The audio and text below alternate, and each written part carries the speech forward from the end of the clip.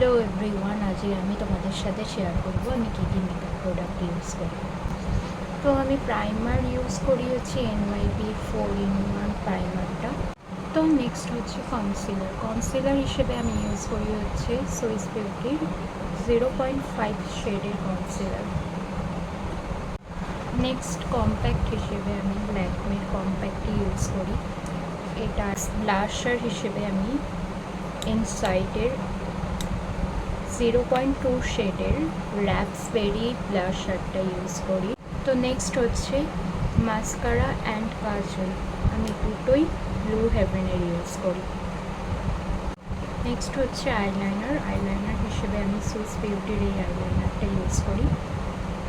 Next হচ্ছে lipstick হিসেবে আমি সবচেয়ে বেশি ইউজ করি হচ্ছে ব্লু হেভেনের লিপস্টিক।